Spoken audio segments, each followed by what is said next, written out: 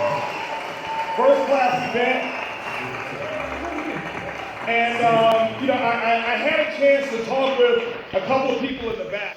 And I was talking with Meredith, and I said, I had never met any of the speakers, ever. Ever. I had never met them before. Some of them I knew.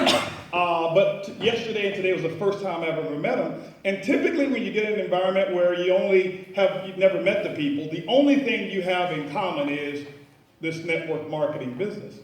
And I can say because of the selection and the vetting process that you guys have gone through, I felt that there is a common connection with every person who got on the stage and who spoke outside of the industry of network marketing. And for me, that's what made this event first class. The facility is incredible. The telecast is awesome. But if you don't have the right people, you don't have anything. So I give them another big round of applause for that. Awesome job. You guys have done a phenomenal job. And I appreciate all of you as well for staying. I know it's been a long, maybe 2 days. And I appreciate Jamie for giving me the last 3 hours to close out. So, I've been in the back. I was sitting there taking notes. And for the last hour and a half, I've been getting makeup done. So, she told me, she says, man, you need a lot of stuff on that mug of yours, right? But anyway, no, I'm very excited. I had a chance to finally put a face and a face with actually really some of my heroes. Our kickoff speaker that we had today, who started off with the first law, Jason Bournet, this is honestly one of my childhood heroes in network marketing. I'll never forget, this is 22 years I've been sharing this guy's story, and he was an inspiration to me, and he didn't even know it. And we had a chance to meet for the very first time yesterday, and so I'm just proud to even be in the association. And I watched him on stage, and I knew of him. He didn't know of me because I was sitting in the cheap seat while he had a chance to go across stage and speak. And I knew his whole story. They probably would have freaked him out if I told him all the things that I knew without even knowing it, right? Because I listened to his upline, I listened to everything that was going on, and then having a chance to meet Steve and Pasha Carter. I've known of them, and Pasha's brother, Chris, is one of my heroes in network marketing. I used to always hear this name, and I was like, wow. Every time I would hear this name, it was like, wow. I had a chance to meet and work with him for about 5 years, and just some of the best people that I've ever met, and then meeting them, I see why. And then every other person, I had a chance to meet Mark and Tammy for the first time, and didn't know who they were until they actually got introduced on stage, and we had a conversation in the back, and every other speaker that's come through here, it's been absolutely phenomenal. So I give my hats off to everybody who's had a chance to be here and participate. This, I believe, is going to be one of the best things that our industry has ever been blessed with. How many of you agree to that? I agree with that. Before I received a text message. I'm sitting in the back in the green room, right? And I get this text message from a buddy of mine. He says, hey man, I'm watching this thing on telecast. Can't wait till you get up there. He said, but there's only one issue. I said, what's the issue? On text message. He says, I can't tell if this is a network marketing event or a church event. And, he's trying to get a little slick at the mouth. And I'm like, well, what's the difference? Think about it. What's the difference, right? There was a long time ago, about 2,000 years ago, a guy started an organization, right? And what he did is he said, hey, listen, I'm going to go out and build this organization, and he sent them off in twos, for those of you who work a binary. Am I right? But there's some of you who work a unit level. Remember, he did go 12 wide. Am I right? He sponsored 12, right? And he sponsored 12. And guess what? He even had somebody to quit. They quit. And what he did is he said, listen, what we'll do is this. Every week we're going to have an opportunity meeting. I was on Tuesdays and Thursdays back then. It started on Sundays. It still doesn't work that way today, right? And then he says, well, I'll tell you what, because we want to grow this thing and these opportunity meetings are going real good, we're going to make sure also these opportunity meetings, we pass out applications, and that's kind of The invitation that the pastor gives at the come if you want to join, right? And then it takes it back and you have somebody give them the orientation. We call it the getting started training. Am I right? And then when we get them started, then he's, we said, okay, well, what we're going to do is take you through the getting started training, and then there's going to be a weekly training. They call it Bible study. Okay? Everybody in here's goals to get everybody on auto ship. They call it tithing. It's tithing, right? And you go through enough of those meetings, and every quarter what we have is a quarterly regional event, and they call them revivals. Right? And so what happened is this: all of us are building this organization, but the guy who started 2,000 years ago has built the largest organization in the history of organizations. It's about 1,200,000,000 people active. Am I right? Am I right? So I told him I don't know what the difference is. I just found out that it worked.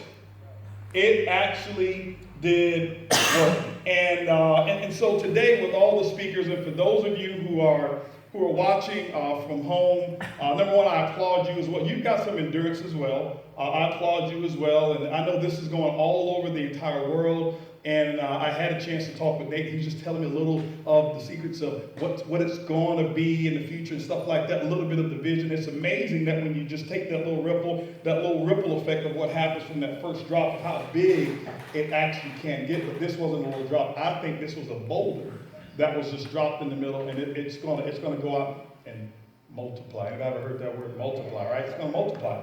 But anyway, I'm honored that I was even given a phone call by a good buddy of mine, and he's up there. He and his wife are up there, Jeremy, and he called me up and he texted me first, and he's like, because he know I don't speak, I don't like doing speaking engagements at all, and I'll tell you why in a minute. But he called me, texted me up, and says, "Hey man, listen, hadn't heard from you in a while, but listen," he says, "I know you don't speak, okay? But there's an opportunity, John Maxwell." Yes, I'll do it. When is it? When should I put my calendar?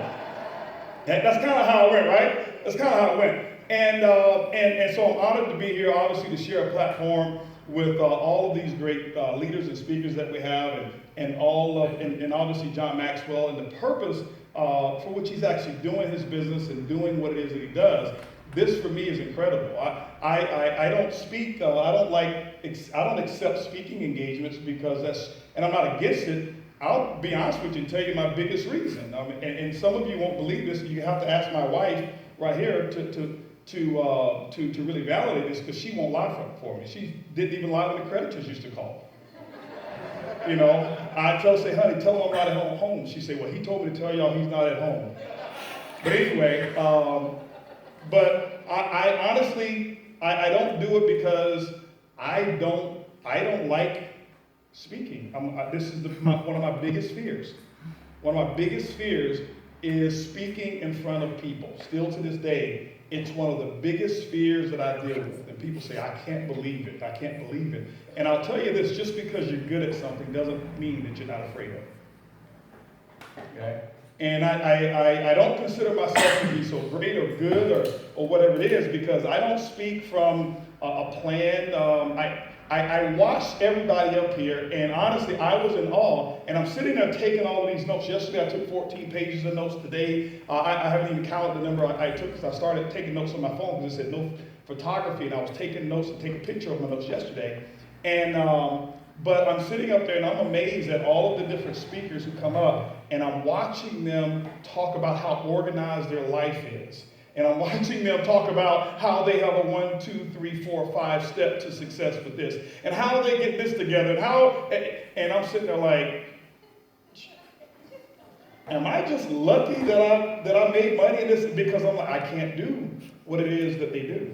And so part of my message is for those of you who are sitting here saying, "You know what, these people are incredible, but what about me?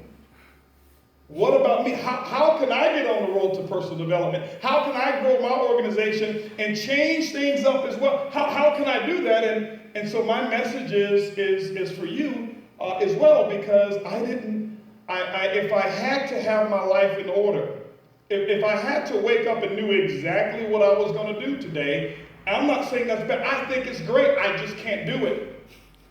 I can't do it. My brain doesn't learn that way. It never has learned that way. And so I figured out to be okay with me. I figured out that, this dude here was not a bad dude, that, you know what, if you learn you and you master, you take you and then take this industry that we have here and you can take this industry and you can weave a little bit of you, the best of you, inside this industry, and you can still pull out some great results. And that's what we've been able to do. That's exactly what we've done. And so what I don't want you to do is I don't want any of you to get discouraged thinking, well, you know what, I've got to be able to sit on a stool like John Maxwell and spit wisdom just out of thin air.